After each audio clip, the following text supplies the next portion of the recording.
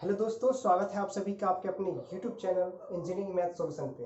और आज की इस वीडियो में homogeneous linear partial differential equation with constant coefficient पढ़ने वाले हैं। ओके, तो चलिए स्टार्ट करते हैं। देखिए यहाँ पे मैंने n order partial differential equation लिया है, n ऑर्डर का पार्शियल डिफरेंशियल इक्वेशन लिया है।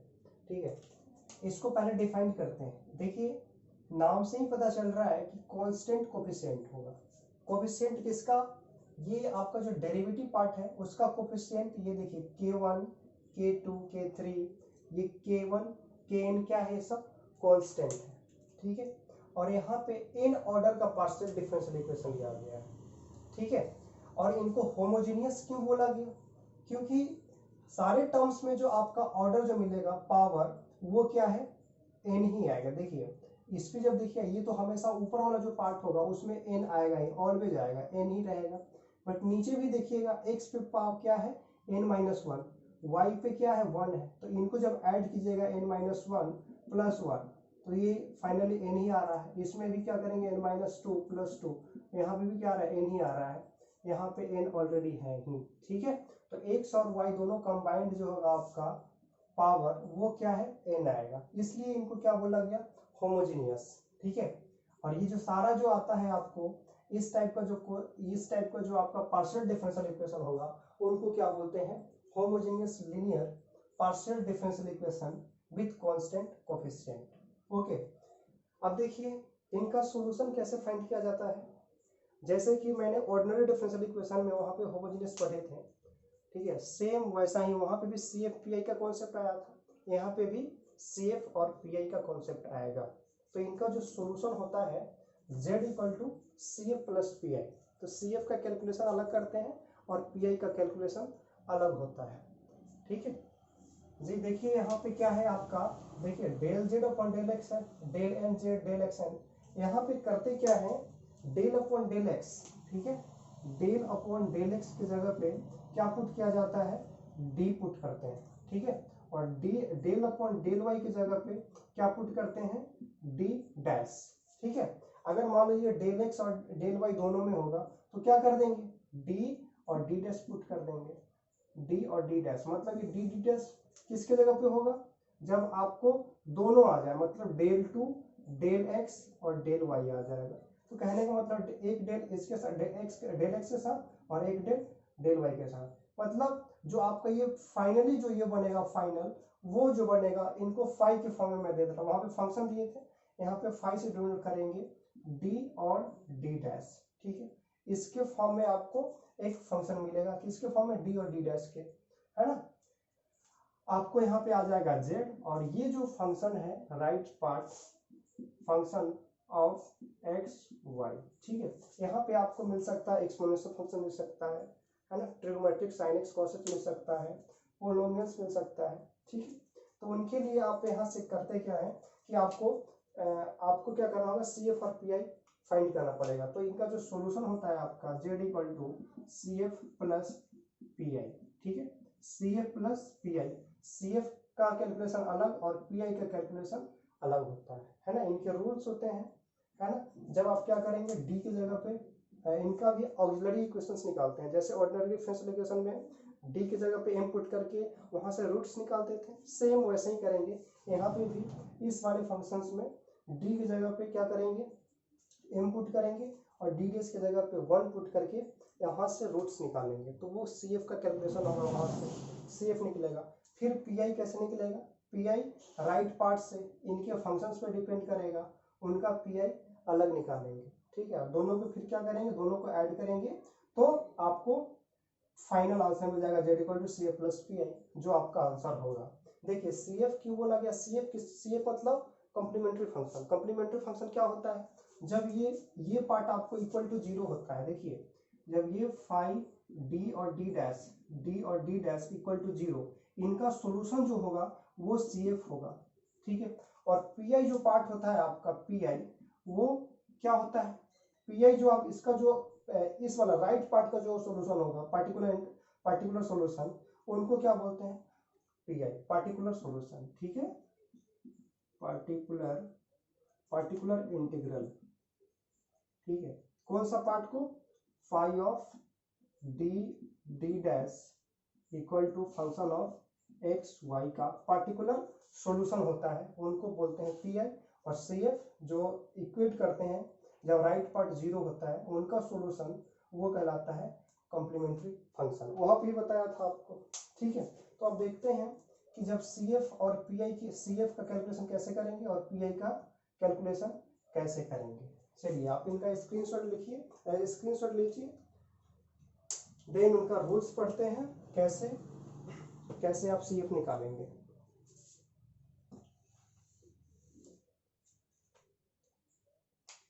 रूल्स फॉर फाइंडिंग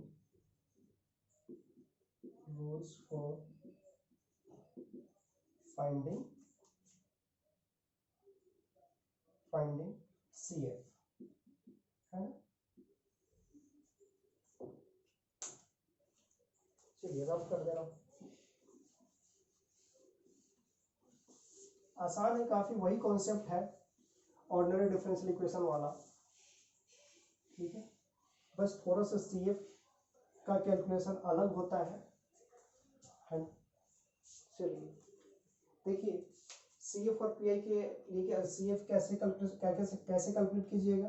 देखिए डी की जगह पे आपको डेल अपॉन क्या रहेगा, डी की जगह पे पुट कीजिएगा। पहले तो आपको फंक्शन दिया जाएगा फाई ऑफ डी और डी डैश की जगह पे इक्वल टू जीरो को फॉर्म में रहेगा, ठीक है। आपको राइट पार्ट अभी देखना ही नहीं है, तो इसके जगह पे डी की जगह पे ये जेड इक्वल टू जीरो है ना। तो डी की जगह पे आप क्या पुट कीजिएगा, एम, ठीक है। और डी डैश की जगह पे क्या कीजिएगा, वन पुट करेंगे। और जेड तो जेड मान लीजिए वन ही आएगा, ठीक है, जेड इक्वल टू वन।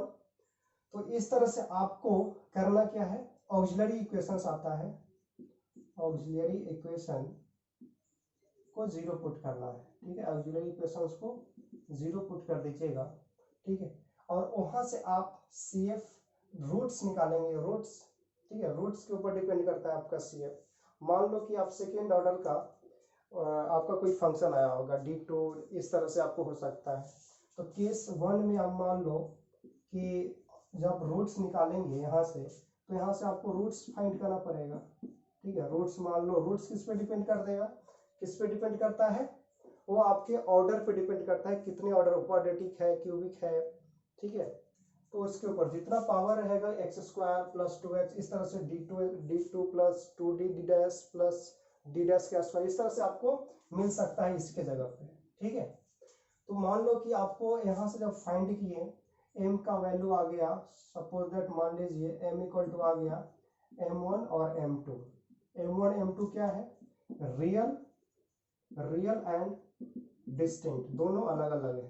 तो इनकी अकॉर्डिंग सी एफ का पार्ट होगा, सी एफ कैसे निकालेंगे, देखिए पहला phi one y plus m one x, ठीक है, दो आया है, दो के लिए फिर एक दूसरा phi two y plus m two x, ठीक है।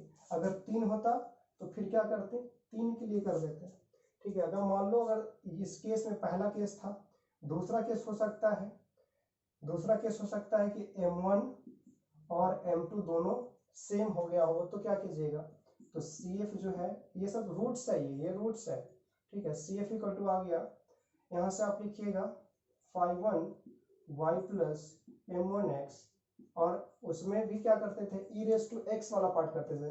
अगर मान लो वहां पे क्या करते, सी ई रेस टू m1x, ठीक है, plus C two e raise to m2x लिखते थे, ठीक है। सी ऐसे लिखते थे वहां पे, बट यहाँ पे इसके फॉर्म में लिख रहे हैं, देखिए, है ना। तो उसमें भी अगर कांस्टेंट अगर रिपीट होता है तो एक से मल्टीप्लाई करते थे, तो यहाँ पे भी क्या करेंगे, एक से मल्टीप्लाई करेंगे, और दूसरा आ जाएगा phi two y y plus, ये दोनों सेम है तो m1 लिखिए या m2 लिखिए, बात सेम ही है, ठीक है। अगर मान लीजिए तीन होता तो फिर क्या करते, फिर एक्स स्क्वायर से मल्टीप्लाई करते, अभी तीन नहीं, दो के लिए लिख रहा हूँ, ठीक है। तो इस तरह से आपको इसको याद नहीं रखना, इसको भी याद रखना, ओके। चलिए, तो इस तरह से आपको दो रियल रूट्स एंड डिस्टिंक्ट मिल गया। तो इस तरह से आपको ये कंडीशन CF निकाल लीजिएगा। केस टू में हो सकता है तीन के लिए भी निकाल लीजिए। केस टू में मान लीजिए m आ गया, क्यूबिक रूट, क्यूबिक आपको इक्वेशंस रहेगा, ठीक है। तो क्यूबिक में 3 रूट्स मिलेंगे, तीनों अलग अलग होगा तो क्या करेंगे m1 m2 और m3। तो उसके लिए CF निकालिएगा आप, CF निकल जाएगा बस 5 1 y plus m1x plus 5 2 y plus m2x plus 5 3 y plus m3x। ये तीनों डिस्टिंक्ट है, रियल एंड डिस्टिंक्ट, है ना, रियल एंड डिस्टिंक्ट। ओके, इस तरह से आ गया। अगर मान लीजिए अगर तीनों अगर सेम होता है या फिर इसमें दो सेम हो तो फिर उसका कैसे निकालेंगे? पहला केस है ये। दूसरा केस में हो सकता है मान लो m1 इक्वल टू m2 और तीसरा जो है आपका m3 है ना। तो इस केस में CF कैसे निकालेंगे? तो आपका आ जाएगा 5 1 y प्लस m1x प्लस 5 2 इसमें क्या करेंगे? एक से मल्टीप्लाई कर देंगे। अब पहले इस तरह से एक से मल्टीप्लाई करके 5 2 y प्लस m2x प्लस ये तीसरा तो अलग है तो इसके लिए एक 5 3 ले लीजिए y प्लस m3x। ये आपका हो जाएगा CF। ठीक है, अगर तीनों सेम होता तो m1 equal to m2 equal to m3, तो इस केस में आप CF कैसे निकालेंगे? 5 1 y प्लस m1x फिर x से मल्टीप्लाई करेंगे 5 2 y प्लस m2x फिर x, अब यहाँ से x स्क्वायर कर लेंगे, x square 5 3 y plus m3x। ठीक है, ये तो आपका रियल आया, डिस्टिंक्ट आया। इक्वल के केस में देखें, अगर आपको मान लीजिए केस 2 था ये, अब केस 3 में इमेजिनरी रूट्स आता है। केस 3 में इमेजिनरी रूट्स भी हो सकता है अल्फा प्लस बीटा के फॉर्म में। तो इमेजिनरी रूट्स किसके फॉर्म में होता है? अल्फा प्लस बीटा आई के फॉर्म में आएगा। तो इसके लिए आपको घबराना नहीं है, यहाँ से आप मतलब अल्फा प्लस बीटा आई एक प्लस बार लीजिए और दूसरा क्या हो जाएगा? अल्फा माइनस बीटा आई, दो रूट्स। जैसे ये मान लीजिए ये m1 हो गया, ये m2 हो गया, तो m1 और m2 के ही ट्रीट करेगा ये। डायरेक्ट आप CF इस तरह से लिख सकते हैं, CF इक्वल टू आ जाएगा आपका 5 1 y प्लस, और ये m1 की जगह पे क्या लिखेंगे? ये अल्फा प्लस बीटा आई, ठीक है, इंटू एक्स प्लस 5 2 यहाँ से y plus alpha minus beta I x।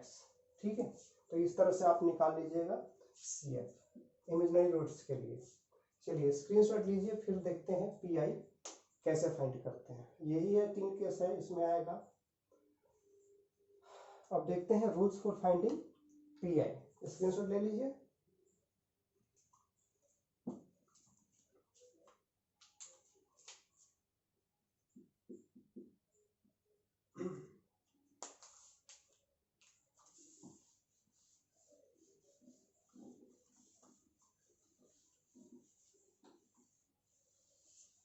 बहुत आसान है, जैसे ऑर्डिनरी डिफरेंशियल इक्वेशन में करते थे उसी पे बेस्ड है ये। थोड़ा सा केयरफुल रहना है कि CF कैसे फाइंड करते हैं। CF भी बहुत, इसका केस भी आसान है। ठीक है, देखिए PI केस में आपका जो राइट पार्ट, जो राइट साइड वाला पार्ट होगा, केस 1 में मान लीजिए आपको जो फंक्शन था ये राइट पार्ट वाला फंक्शन ऑफ xy, ठीक है, इसके जगह पे आपको हो सकता है एक्सपोनेंशियल फंक्शन में किस टाइप का फॉर्म रहेगा? वहां पे जैसे कि e⁻² ऐसे आता था, यहाँ पे दोनों में आएगा आपको फंक्शन e⁻, मान लो ax प्लस by के फॉर्म में आएगा। ठीक है, इस टाइप का आएगा राइट साइड में ax प्लस by, है ना। हो सकता है 2x प्लस y हो, तो इसके फॉर्म में आपको PI कैसे फाइंड करेंगे? देखिए PI इसका कैसे फाइंड करेंगे? तो PI हो जाएगा यहाँ से 1/, ये फंक्शन है, ठीक है। तो ये जो आपका ये फंक्शन, और ये यहाँ पे जो होगा ये लेफ्ट साइड वाला जो फंक्शन था फाई ऑफ d और d डैश के फॉर्म में रहेगा, d और d डैश के फॉर्म में रहेगा इंटू e⁻ax प्लस by। ठीक है, ये लिखते हैं ना, देखिए फाई xy या फिर यहाँ पे लिखे थे फाई डी और D dash equal to function of x Y. तो ये तो आपका पार्ट है, ये राइट साइड वाला F X Y equal to इतना केस 1 में। आपका इक्वेशन तो मेन ये है, तो ये जो पार्ट होगा आपका वो यहाँ पे लिखेंगे, ठीक है। ये वाला डी डैश, ये यहाँ पे जेड है, फाई ये वाला टर्म्स को यहाँ पे लिखेंगे, पी आई इक्वल टू ये आ गया, ठीक है। अब इनका पी आई कैसे निकालते हैं, देखिए आपका वर्किंग प्रोसेस ये होना चाहिए कि डी की जगह पे क्या पुट कीजिएगा ए पुट करना है आपको, ठीक है। और डी डैश की जगह पे आपको बी पुट करना है, ठीक है। डी की जगह पे डी डैश की जगह पे बी पुट करेंगे तो आपको क्या हो जाएगा 1/5 ऑफ डी की जगह पे ए और डी डैश की जगह पे बी, और ये आ जाएगा e raise to ax plus B Y. यहाँ से आपको ध्यान रखना है कि ये फाई ए बी जो है वो 0 नहीं होना चाहिए, ठीक है। Phi A B not equal to 0, ठीक है, नहीं तो अनडिफाइंड हो जाएगा। ये पहला केस था। दूसरा केस आपको मिल सकता है, दूसरा केस मिल सकता है मतलब फंक्शन एक्स वाई वो मिल सकता है ट्रिग्नोमेट्रिक में साइन ही आप कॉस के फॉर्म में sign A X plus B Y, या फिर हो सकता है cos A X plus B Y के फॉर्म में, ठीक है। जब इसके फॉर्म में आएगा, देखिए ऑर्डिनरी डिफरेंशियल इक्वेशंस में क्या होता था, जब साइन ए एक्स या फिर कॉस ए एक्स होता था तो इसके लिए डी स्क्वायर की जगह पे क्या पुट करते थे माइनस ए स्क्वायर, ठीक है। तो वैसे ही क्या करेंगे यहाँ पे क्या करेंगे डी स्क्वायर की जगह पे माइनस ए स्क्वायर पुट करेंगे। मतलब फंक्शन जो होगा आपका पी आई के लिए आपको 1/5 ऑफ डी स्क्वायर के फॉर्म में लिखेंगे, फिर क्या होगा डी और डी डैश के फॉर्म में रहेगा अपॉन डी डैश के स्क्वायर के फॉर्म में रहेगा। इसके फॉर्म में रहेगा आपको जहां पे डी स्क्वायर रहेगा उसके जगह पे क्या पुट करेंगे, पहले तो ये लिख लीजिए साइन रहे या फिर कॉस रहे, कोई दिक्कत नहीं है, ठीक है। Sine X plus P Y, और यहां से करेंगे आप, दिख रहा है आपको, चलिए बिल्कुल दिख रहा है। अब यहां से क्या कीजिएगा डी स्क्वायर की जगह पे, देखिए डी स्क्वायर की जगह पे क्या पुट कीजिएगा माइनस का ए स्क्वायर, है ना। और डी डैश स्क्वायर की जगह पे क्या कीजिएगा माइनस का बी स्क्वायर, एंड डी जब आएगा दोनों मान लीजिए डी और डी डैश, तो डी और डी डैश की जगह पे माइनस का ए बी पुट कर दीजिएगा, ठीक है। अगर मान लीजिए डी क्यू है तो डी क्यू की जगह पे सिर्फ डी को छोड़ दें, इसको ऐसे कन्वर्ट कीजिएगा डी और डी स्क्वायर, तो डी को रहने दें और फिर डी स्क्वायर के लिए क्या पुट कीजिएगा माइनस ए स्क्वायर, ठीक है। माइनस ए स्क्वायर मतलब यहाँ पे 2 रहेगा, है तो -4 पुट कीजिएगा, ठीक है। चलिए तो इस तरह से आपको ये जो फॉर्म मिलेगा फाइनली, ये पी आई इक्वल टू मिलेगा, पी आई मिल जाएगा आपको 1/5 ए स्क्वायर माइनस का ए स्क्वायर, फिर माइनस ए बी और माइनस बी स्क्वायर, और ऊपर क्या आएगा आपको साइन या फिर कॉस आएगा sine A X plus B Y, okay. तो इस तरह से आपको मिल जाएगा किसका ट्रिग्नोमेट्रिक फंक्शंस का पी आई फाइंड कर लीजिएगा, ठीक है। चलिए स्क्रीनशॉट लीजिए, फिर पॉलिनोमियल का बता रहा हूं मैं।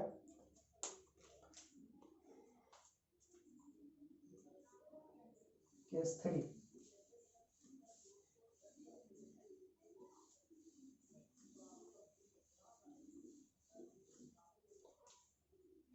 केस 3 में आपको पॉलिनोमियल मिल सकता है।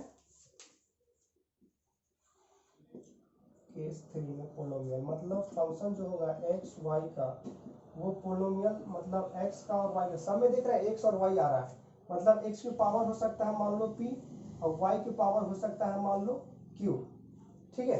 तो पी आई के लिए यहाँ तक तो ठीक है, पी आई निकाल लीजिएगा, P I equal to direct form तो पहले यही लिखना है, फाई ऑफ डी और डी डैश के फॉर्म में आएगा, ठीक है।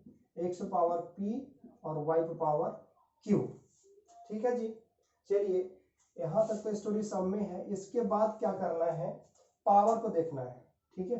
पावर पी को और क्यू को देखना है, ठीक है। जैसे 2 हो सकता है, 3 हो सकता है, ये फ्रैक्शन में नहीं होगा, हमेशा इंटीजर में आएगा, ठीक है। ये पी और क्यू क्या है, एक इंटीजर में आएगा 2 3 4, मतलब ये हो सकता है, ये बड़ा हो सकता है, ये छोटा हो सकता है। तो पहला केस मान लो p लेस देन, अगर मान लो अगर p छोटा होगा q से, तो इस केस में आपको क्या करना है, इसको एक्सपेंड करना है, एक्सपेंड करना है किसको, ये जब ऊपर जाएगा फाई d और d डैश पावर जाएगा किसमें, इन पावर इसमें यहां से करना क्या है, आपको यहां से d कॉमन लेना है, ठीक है। d कॉमन लीजिएगा तो क्या होगा, एक मिनट,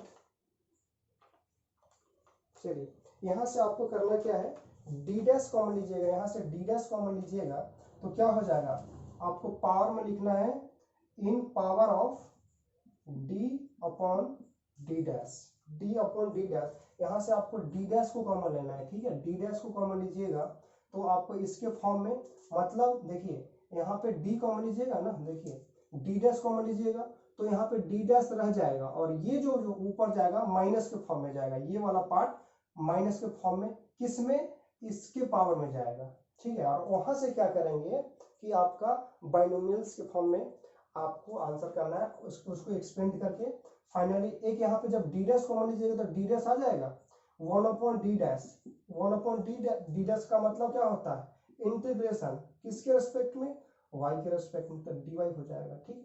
तो इसके लिए कोई घबराना नहीं, 1/d मतलब वहां पे भी कॉन्सेप्ट था, सेम यहाँ पे भी है, ठीक है। तो इन पावर ऑफ, यहाँ से आप क्या कॉमन लीजिएगा, d डैश। अब जब मान लो p बड़ा हो q से, तो आपको कैसे एक्सपेंड करना है, आपको ये जो टर्म होगा किसके फॉर्म में, फाई d और d dash in power of d dash d, मतलब यहां से आपको d कॉमन लेना है, ठीक है। जब d कॉमन ले गया तो यहाँ पे बच जाएगा सिर्फ d, और ये जो पार्ट होगा वो किसके पावर में जाएगा, d डैश और d के ऊपर माइनस के फॉर्म में जाएगा ऊपर, ठीक है यहाँ पे। और इसके साथ 1/d, इसका मतलब क्या हो जाएगा, 1/d का मतलब इंटीग्रेशन ऑफ dx, मतलब ये जो पार्ट है वो पूरा का इंटीग्रेशन हो जाएगा, ठीक है। चलिए तो ये आपका क्या था, ये वाला पार्ट था आपका पोलिनोमियल वाला पार्ट, ठीक है। एक और केस होता है, अगर कोई भी फंक्शन हो, मान लो केस, इसको पहले स्क्रीनशॉट लीजिए,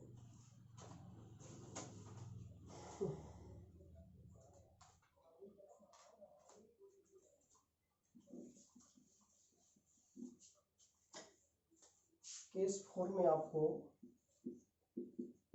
केस 4 में मान लो कोई फंक्शन है, एनी फंक्शन है एक्स वाई, एनी फंक्शन, तो उसका पीआई कैसे फाइंड करेंगे आप, उसके लिए पीआई फाइंड करना है आपको, देखिए पीआई इक्वल टू हो जाएगा, अब करना क्या है, 1/, सबसे पहले पार्शियल फ्रैक्शंस के फॉर्म में करना पड़ता है उसको, मान लो कि फ्रैक्शंस, पार्शियल फ्रैक्शंस करेंगे तो फ्रैक्शन पार्ट आएगा, ठीक है। तो इसके फॉर्म मिल सकता है, मान लो d minus M D dash, ठीक है, d minus M D dash, और ये जो फंक्शन हो, कोई भी फंक्शन, वहां पे फंक्शन लिख ले x y, ठीक है। जब ऐसा मिलेगा आपको d minus M D dash, तो इसको कैसे कीजिएगा आप, एक तरह से मानिए तो ये क्या है, एक ऑपरेटर की तरह काम करता है, ठीक है। तो यहाँ से आपको डायरेक्ट क्या करना होगा, इंटीग्रेशन ऑफ y की जगह पे क्या करेगा, f इक्वल टू x, और y की जगह पे c minus M X put करना है, मतलब ये जो है आपको बाद में रिप्लेस क्या किया गया है, c की जगह पे क्या है, रिप्लेस किया गया है y प्लस एम एक्स से, y प्लस एम एक्स, ठीक है, y plus M X, integration के बाद रिप्लेस कर दीजिएगा किससे, y प्लस एम एक्स से। जब y प्लस एम एक्स रखिएगा किसके जगह पे, y प्लस एम एक्स रखिएगा किसके जगह पे, c के जगह पे, तो ये एम एक्स कैंसिल होगा तो क्या बचेगा, y बचेगा, ठीक है। तो यही हो जाएगा, ये टर्म क्या है कि y ही है, तो ये y मतलब इसका इंटीग्रेट कर दीजिए, ये d को और एम डी डैश के फॉर्म में, ये क्या है, एक मतलब एक ऑपरेटर है ना। चलिए तो यही था आपका क्या, homogeneous linear partial differential equation with constant coefficient का सीएफ और पीआई कैसे फाइंड करते हैं। नेक्स्ट क्लास में क्या करेंगे, इन पे बेस्ड क्वेश्चन सॉल्व करेंगे। ओके, चलिए मिलते हैं नेक्स्ट क्लास में जल्द ही। Take care, bye bye.